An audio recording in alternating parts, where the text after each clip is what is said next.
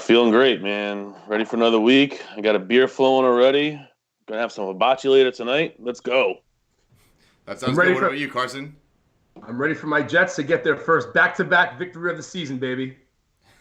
Yeah, that's something that you don't hear very often. The week started off with a bang. We saw the Browns and the Steelers end in havoc. Everyone clearly knows what went on in that game. Myles Garrett ripped the helmet off of Mason Rudolph and hit him with it. Terrible for the league, terrible for the Browns, terrible for Myles Garrett. Let's talk about it a little bit. Let's start off with you, Derek. What do you think about all this? I mean, it's a crazy situation. I mean, I watched it live. I rewound it like 5 times. It's bigger than the NFL, this issue. I mean, it was on the Today Show. It was on other shows besides sports. As it's over NFL, over fantasy. This is like a real big deal. If we're talking about Myles Garrett and what should happen, his suspension, it's almost an indefinite suspension for me. I mean, definitely through the rest of the season. I could definitely see it rolling into next season. I mean, one of the biggest things that happened for us was Albert Hainsworth, 2006. He stepped on Andrew Grode's head with his cleats, and he got 5 games. We've gone so far and developed so much into our suspensions that it's going to be way more significant than that. Yeah, I mean, it's one of those things that you hate to see, especially the circumstances. It was a 21-7 game. It was the final play or two of the game. Game's already over pretty much. Everyone's kind of just going through the motions, and then just for that, something like that to happen at that moment in time is inexcusable, uncalled for. I would love to see him suspended for a full year. Some people say it's a little harsh. I don't think it's harsh because what if he actually made contact with Mason Rudolph with the hard part of the helmet and split him open on national television? Just the way that would be perceived around the nation would be 10 times worse than what it is now. And I think that Myles Garrett got lucky. Definitely got lucky. That he got lucky that he hit him with the soft part of the helmet because that was not his intention. Mm-hmm. So that's why I really think I want to see him suspended for the action and not just like the result of him not splitting him open and not making it more a worse situation than what it is. Because that could have gotten really bad. You brought up a good point, Carson. You said that wasn't his intention. Do you truly believe Myles Garrett's intention was to hurt Mason Rudolph there, or was it more? It has to be. Just it has instinct? To be. No, I don't care what it is. If it's instinct, it has to be. There's no excuse for that. I don't care if you're heat of the moment. That's not an excuse. A suspension should not be, thought out based on the fact that was it just his intention? No, it doesn't matter. I'm wondering if there was more involved in the game that we don't know about, and then like it just prompted him where Rudolph was getting sacked. Yeah, he got driven to the ground a little bit. He got a little flustered and started to rip his helmet off. Myles Garrett just went berserk. Like that's just happens all the time. Crazy. I mean, funny thing was seeing Pouncey kicking him on the ground though. That was pretty funny. That wasn't throwing a couple of shoes in there. But every time we see a professional athlete throw a punch, it happens all the time. You're going to tell me right there that that's the person actually wanted to hurt another player, or is it an instinct? What you do when you want to fight, right? You're trying to hurt the player. It doesn't matter if it's a weapon or if it's your fist or, it's. I also think there should be like possible criminal charges. Who knows? Like, is this bigger than the NFL? Is it something where you took a weapon and physically tried to hurt somebody with it? Is it assault? I don't know. That's a great point. Yeah. No, sorry. I'm not gonna lie. I thought the whole criminal charges thing is ridiculous. I understand if that's like the road that Mason Rudolph wanted to take, but I just think that's just like a stupid thing to even discuss and even go down that route. I think a year suspension is perfectly warranted here. Mason Rudolph was not in the clear either. He's the one who pretty much initiated everything. Not saying that makes it any right for what Myles Garrett did, but it's part of the game. It happens. Okay, heat of the moment, it happens, and I think keep it inside the game. Don't take it outside the game. If Garrett would have broken blood and got blood from hitting him with a helmet, is that assault? You don't think that's any? You think it's different It is because the part of the helmet that he hit? It's attempted, no? Yeah, no, it is. But I mean, it's happened so much in the past. I remember when what was it, 2 seasons ago when Aqib Talib got tangled up with somebody on the sideline. It came an all-out melee, like just punching and all this stuff. That's assault, but nobody was It was going with to Michael press charges Crabtree when he ripped the chain I off mean, him. Yeah, exactly. Yes. And I think you should have to keep that within the game. Obviously, if something I think happened off the field, that's a different story. I think keep it within the game. Give him a year suspension. I think that's warranted. I think that's fair. And I just hope to never see that again because that. Do you think like rest of this year and all of next year? I think it should be. I think it should be a year to the date that it happened. Oh, I think it should be like the rest of this year and all of next year. We don't see him until 2021. I mean, if they decided that, I'd be on board with it. And even that, he'd have to get reinstated in. I don't even think it should be an automatic thing. I think he should have to exactly. It should be a ban from the league, in my opinion.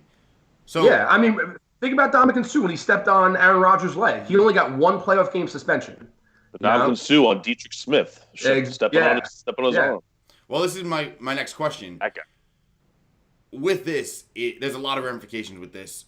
We can talk about one of the other key suspensions that happened this year, Vontaze Burfict. Full year suspension for an on the field incident. It was in play. This is after the play, after the whistle. It's a whole nother beast. How does this play into the whole decision with Burfict losing his entire season? Even if he's a repeat offender, how does this play into that? Does it make Burfict look better? Or the NFL look worse? I think Burfict's a completely different situation because I think Burfict was handled differently than what any other player would have been handled because of his history.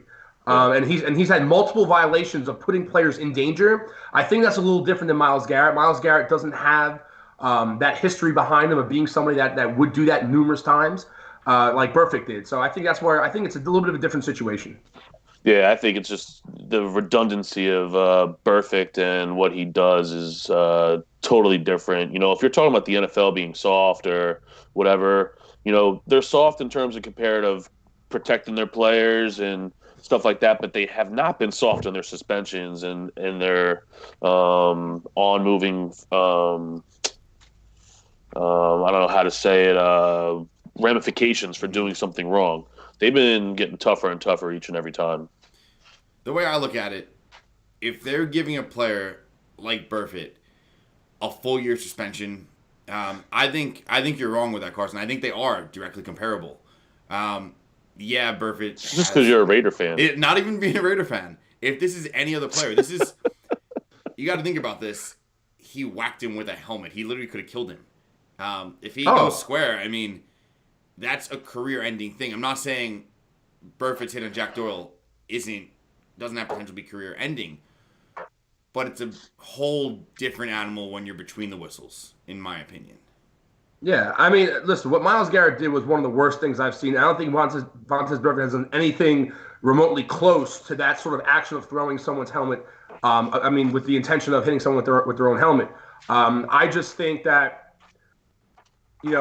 I don't think the NFL really looked at both situations. We're like, well, this is how we handled Burfict, so this is how we're going to handle Garrett. I think it's two different. The precedent that the NFL is trying to set are two different precedents with two different situations in terms of a player who's a repeat offender and putting players in danger on the field with hits that are illegal, and he's been warned before, and he's been in trouble with the league before, and then a player who just lost his mind on national television. And I think the fact that it happened on national television also plays a role in that because everybody sees it live, so everyone's instinct and their emotion that they're gonna lash out on social media because they see it right away. Like I said, it was all over talk shows the next day. It wasn't just sports.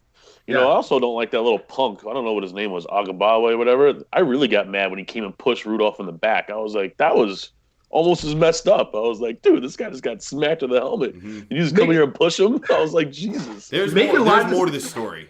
Let the guy go. Like, he just got punked. Like, making light of the situation, though, how funny was it with 8 seconds left and your team is that the game's pretty much over and you get hit on the head with your own helmet and the first thing you do is turn around and wave your hands looking for the first down. Looking for a flag. Looking for the 15 yards. That's Mason Rudolph. Do you think Pouncey got 3-game suspension for this? Yeah. He was trying to throw some haymakers and kicks, and we just watched it, all you viewers out there. The typical NFL player move, kick a guy in the helmet, punch a guy in the helmet, break a hand or something. Should he have gotten less than 3-game suspension? I mean, anything's pretty significant. I mean, that's fine. 3 games. He was defending his quarterback. Whatever they wanted to hand down, I could plus or minus anything. It's fine. Whatever happens, happens. He's the backstory. Yeah, he was doing what I respect him so much for doing what he did, for protecting his player, protecting his quarterback nonetheless. But I think 3-game suspension is fair. I mean, you still have to penalize him. You have to. I love the intention behind it because of what Myles Garrett did, but you have to suspend him. And I think 3 games is fair. And I agree with Derek. If you add one on, take one away, no one's really looking at that much. I think it kind of just take that in stride and just make sure what Myles Garrett did doesn't happen again. Okay. All right, everyone out there, let us know what you think in the comments. Was this suspension harsh? How long do you think he's going to get? And do you think he should be allowed to play in the league again? All right, let's move on to our next topic. Best bet players of the week. We talk about it every week. Who do you guys think is going to have a big week in Week 11? Derek, kick this one off for us. Well, my play is the best player, I think, of any position this week. I'm going with Shane's going to love this one. I'm going with Josh Jacobs. Hey, there we go. They got a great home matchup at Cincinnati. In the last 3 home games for Josh Jacobs, he's averaged at least 22 points in all of the games. He's had 14 carries inside the 20 with 5 touchdowns in those 3 home games. What else can I say? This guy's becoming one of the bell cow backs of the league. He's getting about 40% of the third down snaps now, so it's not just he's out on third down anymore. And I could see him having a big day, which I think is actually going to be a little bit of a shootout. I don't think it's going to be just a rollover. Oakland's going to win. I think it's going to be competitive, and it's going to keep Jacobs in the game. And, it's going to be a big day for Josh Jacobs. Carson, what are you thinking? I'm going with Ezekiel Elliott today. It's funny. You look at you probably can ask any fantasy owners of Ezekiel Elliott. They'll probably tell you that he's having a down year this year, and maybe for his standards he is. But for the year, he's averaging 22 touches, 108 total yards from scrimmage, which I think any running back in the NFL would love to have as career numbers. He's going against a Lions team that might struggle to move the ball today, so I think game script is going to play a big factor with Ezekiel Elliott if Dallas jumps out to an early lead. Lions are atrocious at defending the run, ranking number 28 in run defense and number 25 in pass defense against running backs. The linebackers, Christian Jones, Jared Davis, they rank below average in just about every rating for a linebacker. They're below average in run defense, or below average in tackling rating, and they're below average in coverage rating. So I think you see Ezekiel Elliott making some noise out of the backfield as a pass catcher. I think he's going to eclipse over 100 total yards easily today with a possible multiple score touchdown game. I think the big game that all of his owners were waiting for, I think it happens today. Derek, do you agree with the point Carson's making here? I hands down agree with it. I mean, this is going to lead me right into my big bust of the week. So one of my top players I think is not going to do well this week is Amari Cooper. For the same reason, some of the points that Carson brought up before. Game script is going to be key in this, and I could see a Zeke day that we've all been waiting for. Darius Slay is coming back from injury. He's going to be on the shadow coverage. Yes, Slay hasn't been up to the Darius Slay that we're used to, but he's still a great cornerback, and he's going to be shadowing Cooper all day. If anything, Gallup's going to benefit from that. I can see the Cowboys getting up early in this one with Stafford being out, and it just being a Zeke eat all day. On the road, Cooper has never had more than 8 targets in any week, and he's never topped 80 yards with only 1 touchdown on the road this season. So I can't see I see Cooper having a big letdown this week. Let's move over to you, Carson. Who's a player you think is going to flop in Week 11?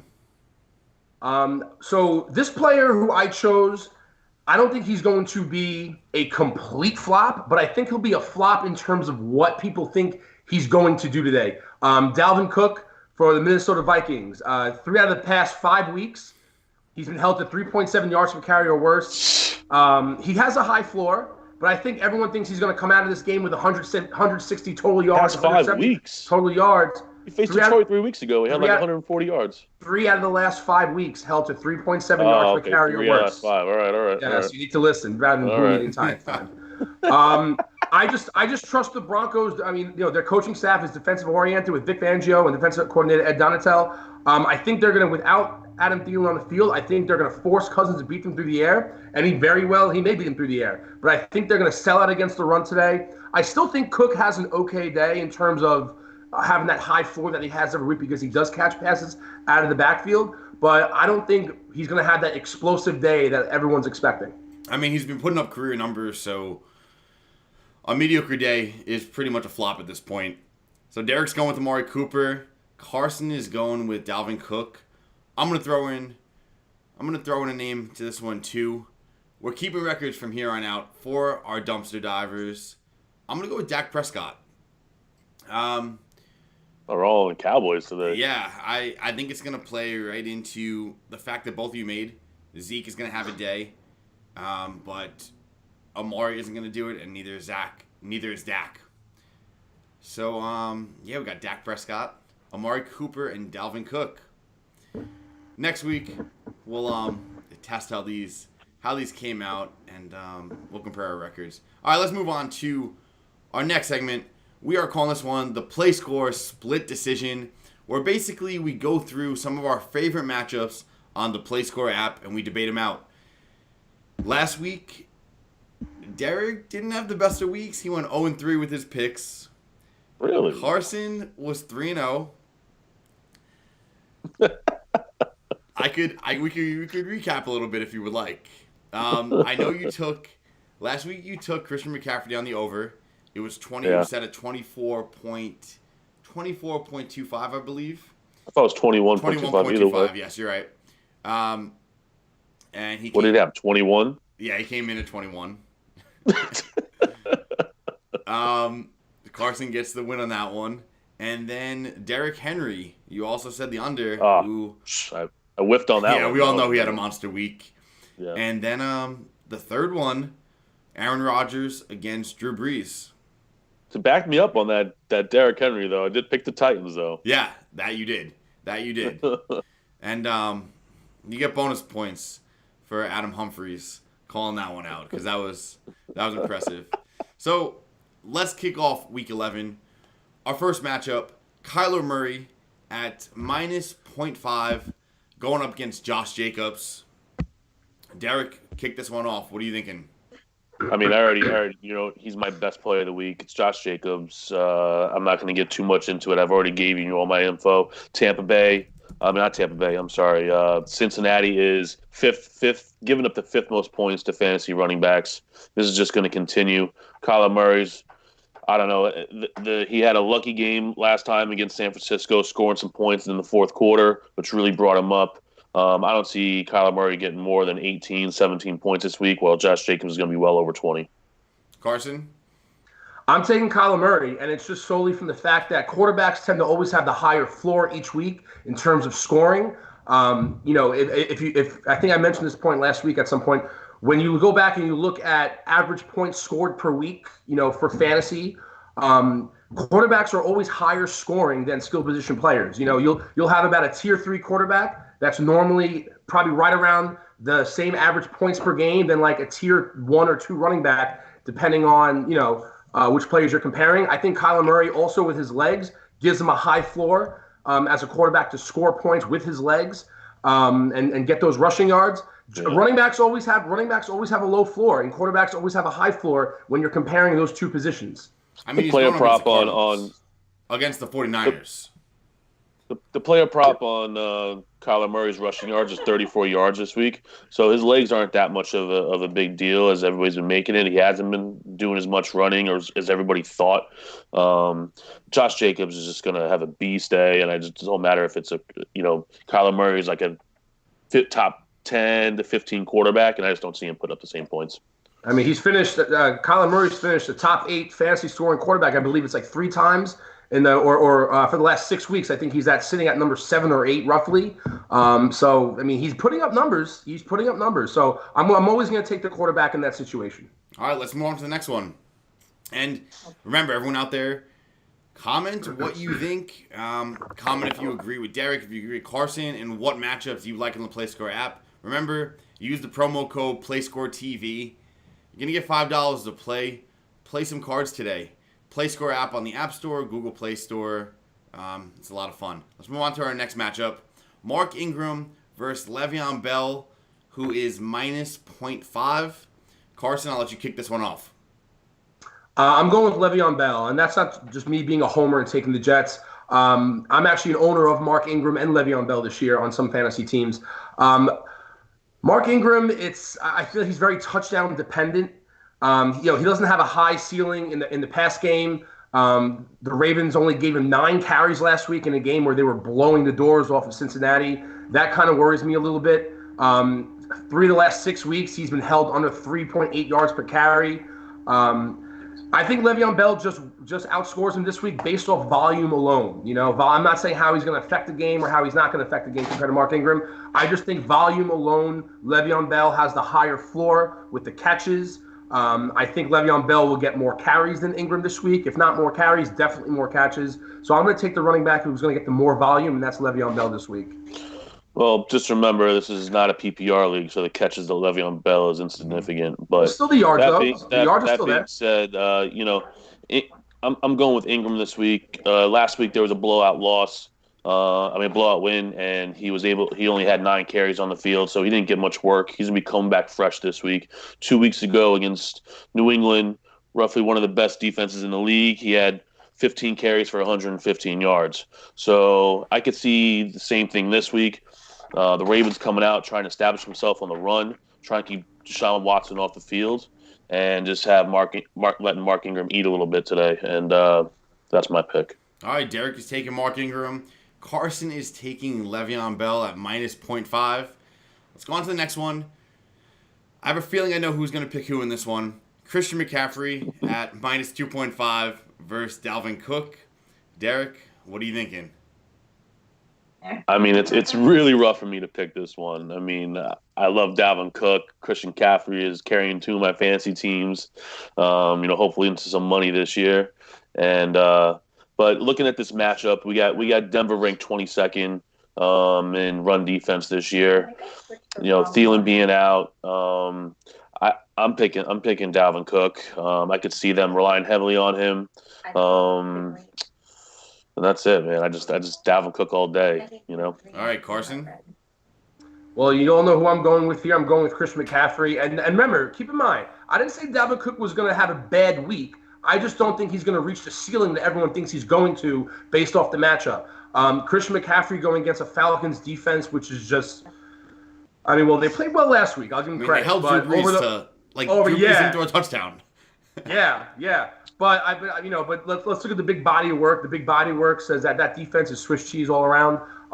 Christian McCaffrey, once again, another running back like Dalvin Cook, who normally has a high floor.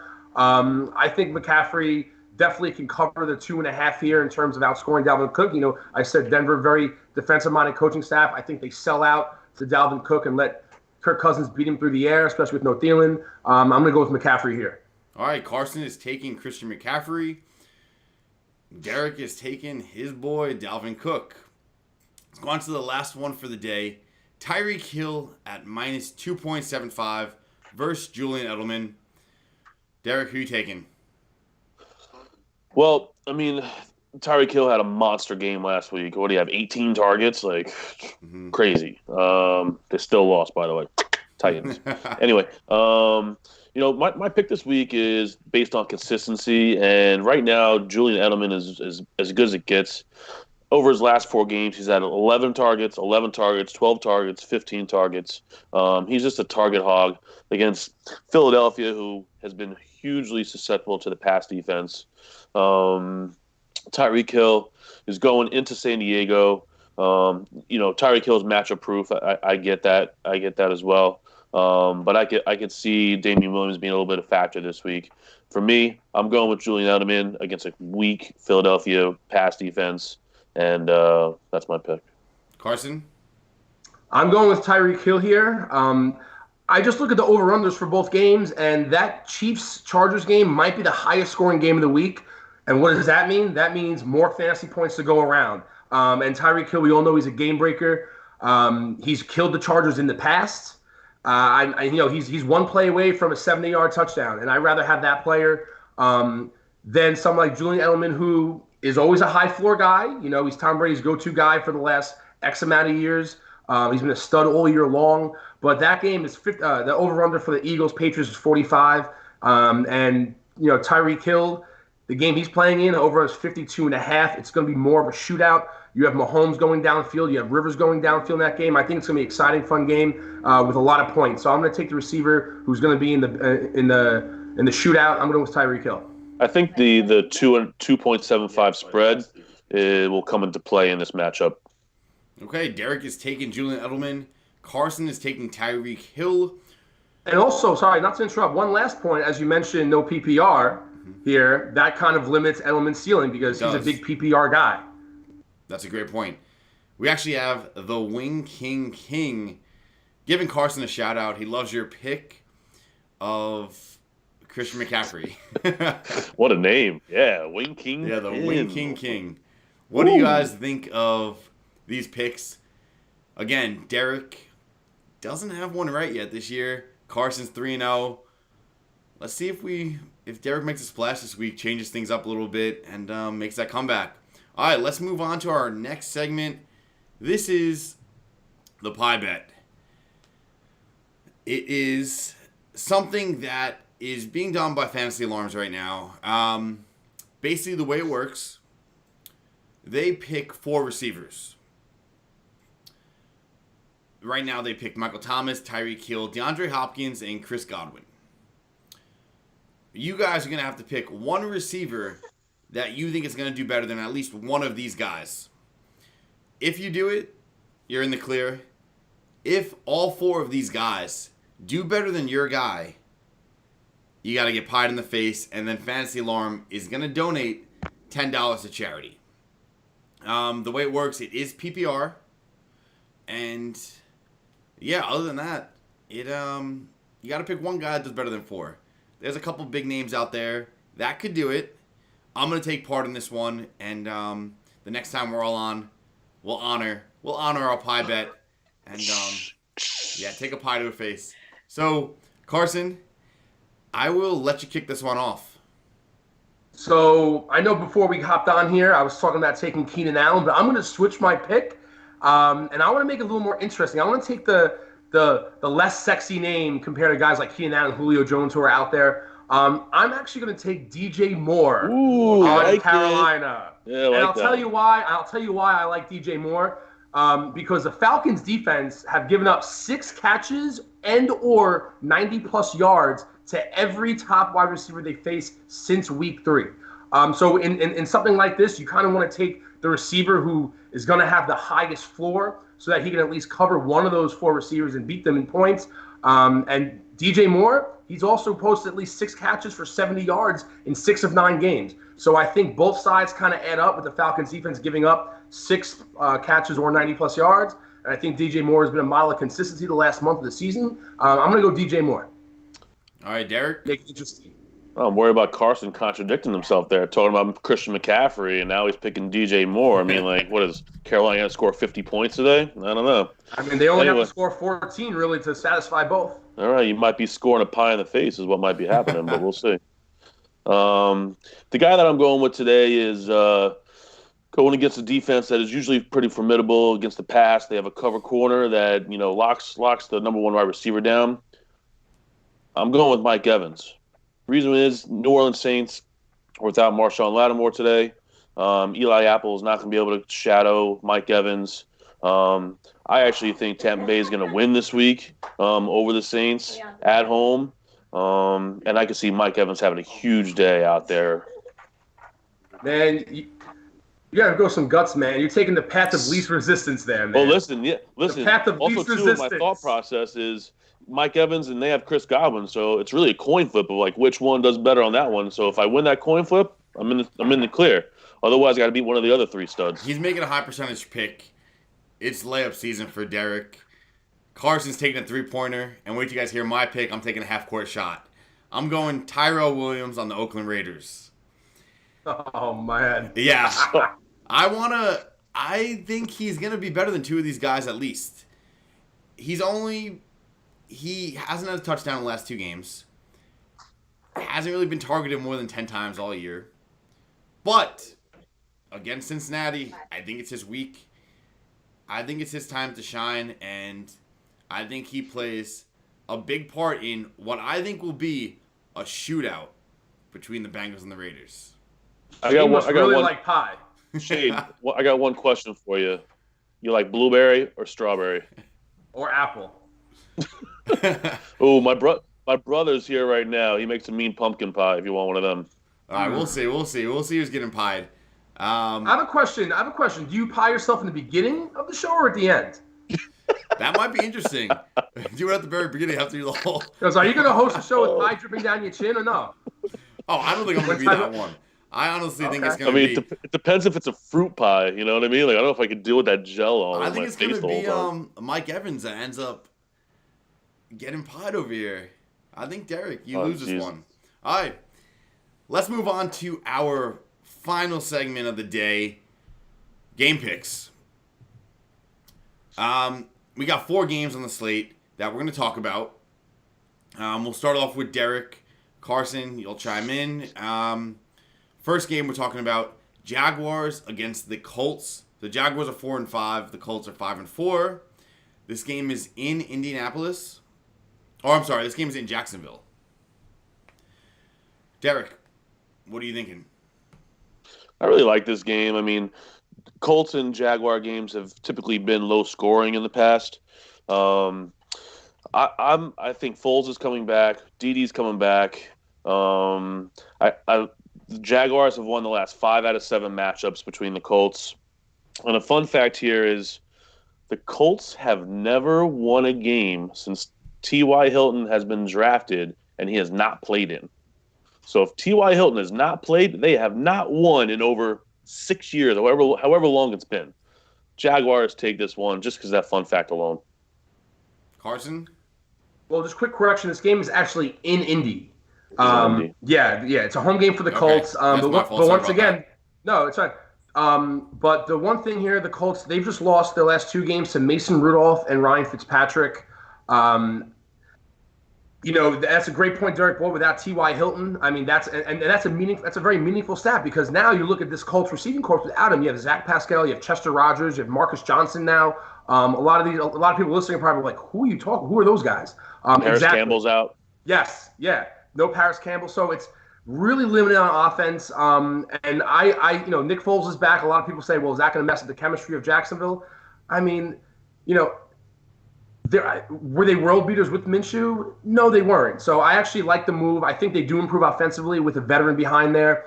And I actually like Leonard Fournette to have a nice game today. I know that kind of goes against the optics, but I still think he's having a great year. He just hasn't scored as many touchdowns as I think a lot of his fantasy owners would like. But I think he has a big game today. I think Jacksonville gets one on the road against Indy. And I think Indy's streak without T.Y. Hilton continues without winning a game.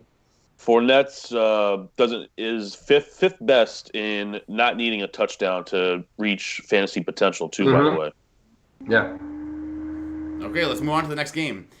7-2 Saints heading down to Tampa Bay to take on the Bucs, who are 3-6. What are you guys thinking for this one?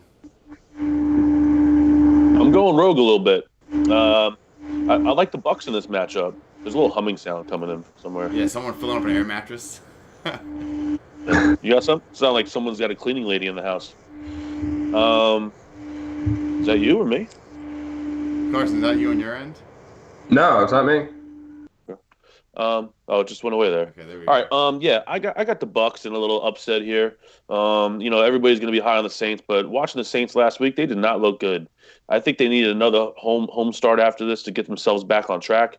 Traveling down to Tampa Bay, they got one of the best run defenses, if not the best run defense in the league. Yes, Kamara's elusive and can be done in the pass, but I think the Bucs, with that run defense, if Kamara's going out, I think it's going to be a lot more pressure on Drew Brees. I can see him getting a little flustered. I can see Jameis Winston having a big day with not having Marshawn Lattimore in there. I picked the Bucs. All right, Carson? The Bucs are a very favorite underdog pick for today. The Saints, whatever happened last week was ugly. all around, getting beat down badly by a very bad Falcons team this year. But Tampa Bay is always the team that you always think, you look at them on paper and you're always like, they should be better than what they are. Look what they have. They have one of the best passing games in terms of yardage in the league. But they always find a way, and Jameis Winston as well, even though he's having actually a pretty good fantasy year, they always find a way to blow it in the fourth quarter with a stupid turnover or a play that just has you shaking your head. I think last week's loss for New Orleans was actually a good loss. When you're in the season with only one loss coming up to last week, and that's kind of like Falcons at home, we can walk through this one. No, and it was a wake-up call. And I think it's a wake-up call where New Orleans is going to come on the road and they're going to respond. And I actually think New Orleans wins this game. You can actually talk about how this is a big game for the Bucs, though, too, to kind of go with Derek's point of picking them to win. Their next 3 games were against Atlanta, Jacksonville, Indianapolis, and Detroit. That's their next 4 games, actually. So if the Bucs win today, they can maybe make some noise down the stretch here and put themselves in position to maybe sneak in as a playoff team, but I don't think it's going to happen. Let's not let last week fog our memory of how good New Orleans was without Drew Brees there. You know, how good that defense was playing. No Marshawn Lattimore is a big loss, but that whole defense isn't just Marshawn Lattimore. I think the Saints have a wake-up call last week. I think they come in. I think you get their best game this week. Saints are going to win today. Okay, we actually have a comment coming in, too, from the Wing King again. And my boy. He's actually asking, do the Bucs have what it takes to beat the Saints? And can Jameis Winston do it? I think we covered that a little bit just now. But I have a question for Wing King. Hey, Wing King, do you like drums or flats? Answer now. I want to know. Take your question seriously or not. All right, that's a big one. No, if he's my boy, he's gonna say drums. Yeah, you know what, Carson, big you drum can guy. Go on a date. I'm a big flat guy. Oh, I love that. Wing King, I want to know if I need to listen to you or not. Match made in heaven right here. All right, let's move on to the next game. Bears against the Rams. The Bears are 4-5. The Rams are 5-4. Wait, Shane, I'm sorry, not to interrupt you. Can I just go back? I just want to answer the Wing King's question real fast. Yeah, of course. Do the Bucs? His question was what? Do the Bucs have what it takes to win? Yeah, and can Jameis Winston do it? Oh, on paper, they have what it takes to beat a lot of teams in the NFL. But you know what? They always find a way, as I said before, they always find a way to have a bad turnover at the worst point of the game or make a Jameis Winston makes a boneheaded play. And they, on paper, yeah, they do. But in reality, are they going to? I don't think so. Bucs are getting a more well-rounded team. Ronald Jones is coming into the face. The Bucs defense has been doing well. I think they're going to disrupt Drew Brees. So, yes, the Bucs can definitely do it. Okay. Wing King, hopefully that answered your question. Remember, we got a question for you now. Flats or the drums? Let's go on to the next game. Bears against the Rams. 4-5 Bears, 5-4 Rams. What are you guys thinking? Derek, kick this one off for us. I really don't like this matchup. I think it's going to be an ugly game. We were all a little bit on the Bears last week, facing Detroit, and they barely pulled that one out. We got the Rams coming in here where Goff looked like a superstar last year, and now this year he's starting to look like everybody thought he was with his extra small hands. I just think that if I had to go here, I would probably pick the Rams defense and a little bit of the Rams offense to prevail in this one. The Rams are at home. The Rams defense is on fire. They could, you have Allen Robinson is going to be a non-factor. After David Montgomery's big week 2 weeks ago, everybody thought David Montgomery was going to have a big week last week, and he got, 8 touches? They don't know what they're doing in Chicago. Going into St. Louis, I feel like St. Louis is going to take this one. Los Angeles, sorry. Mm-hmm. Carson, what are you thinking? Interesting stat regarding the Rams here over the past month or so. Their last 5 games, they played 3 teams who statistically, rank as a team that doesn't really provide much pressure on the quarterback: Seattle, Atlanta, and Cincinnati. In those 3 games, the Rams have averaged 27 offensive points per game. In the 2 games that don't, in the 2 games where the teams that they played provide a lot of pressure on the quarterback, the Steelers and the Niners, the Rams have averaged 5 points, scoring only 1 offensive touchdown between those 2 games. What do the Bears do with Khalil Mack? They can get pressure on the quarterback against an O-line that is banged up. I believe the Rams are starting 2 rookies on the offensive line now with all the injuries. I think it's going to be a very ugly game. I think Jared Goff has certainly regressed. I think it's starting to really show cracks in his game and flaws without having an offensive line. But on the other side, too, the Bears have looked just as bad, if not worse, with Mitchell Trubisky, who I think is awful. And I think the Bears may have to make a decision at the end of the season in regards if he's a future or not. Bears have a very poor offensive line, ranking 25th in adjusted sack rate, 27th in adjusted line yards, which is pretty much a measurement of the effectiveness of a run blocking. And they have no run game. And the Rams also rank 7th in adjusted sack rate, so they should get a lot of pressure on Trubisky. So now you're looking at, okay, it might be an ugly game offensively, and I just trust McVay over Nagy to score more points than the Bears. I'm going with the Rams. The Bears are bringing in Kaepernick. You didn't hear? Nah, that's a long shot. Nah, did they? That's a long shot. I mean, honestly, that might not be a bad move. The way Mitchell God. I don't want to talk about this guy right now. That would be interesting. The Bears, I mean, who knows what Kaepernick got up his sleeve, but if he goes to any team, it's going to be interesting for that team. All right, let's go on to our final game. Kansas City Chiefs, 6-4 at the moment. Another division rival going up against the LA Chargers, who are 4-6. Derek, start this one off for us. Well, I mean, last week I pulled a upset call and picked the Titans over the Chiefs. And this week is going to be the same thing. Chargers are going to take this one. Listen, Kansas City's going on second road game. Chargers offense is becoming better and better and better. Melvin Gordon's the top 7-8 running back now again. Keenan Allen is facing one of his weakest tests of the year. Kansas City's cornerbacks is a 6th-round pick and a free agent rookie. Keenan Allen's going to eat Monday night. Also, Kansas City has no rush right now, no pass rush, and Joey Bosa on San Diego. Patrick Mahomes has not been doing well under pressure. I can see the Chargers defensive line getting in there, Melvin Ingram, and causing some ruckus. I think the Chargers are going to pull this one out. All right, Carson. The Chargers were before week 1, the Chargers were my dark horse Super Bowl team. That was after Andrew Luck retired. They are so frustrating. They're like the Tampa Bay Buccaneers of the AFC, but just like worse in terms of what they should be. I mean, you look at this team, like, what don't they have? Long story short, here we go. No, but it's true. Like, what don't they have? They have a Hall of Fame quarterback. They have a great offense. They have a run game now. And they always find a way to lose, and it's frustrating because they shouldn't be losing games, and they do. And Phillip Rivers sometimes in the fourth quarter, just makes the boneheaded interception. The Oakland game was a disaster. The offensive line killed Rivers, but the Chiefs don't bring that sort of pressure. You're going to get a clean pocket for Rivers.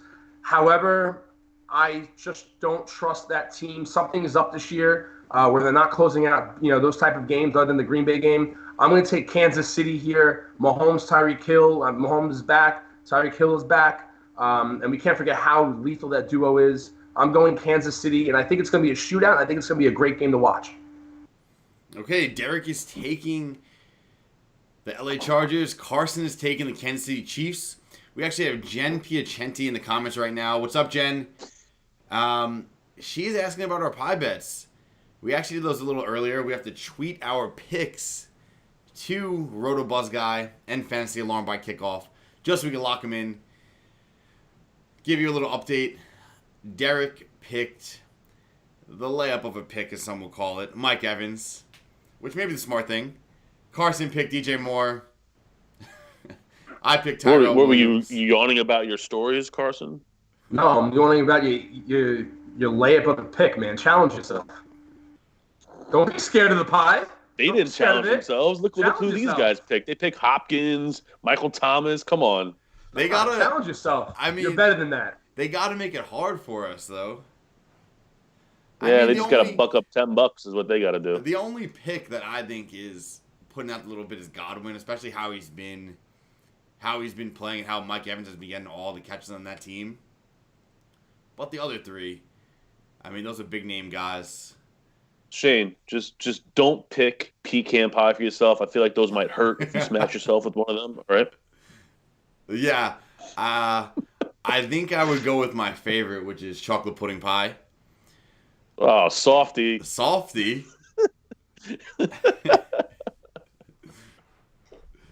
Oh, and apparently Jen is chiming in. The worst of these four also does take a pie. So, out of these 4 picks, one of them will take a pie as well, however, is the worst, which is an interesting little twist I did not know about. But, that's pretty much the end of PlaySqorr Live Week 11. Derek, Carson, thank you guys for joining in. We'll keep track of all those picks, and we'll debut the record next week.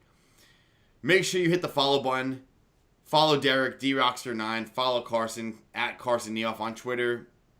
And follow PlaySqorr TV. Download PlaySqorr. And play along for Week 11. We will see you guys next week. Thanks for joining.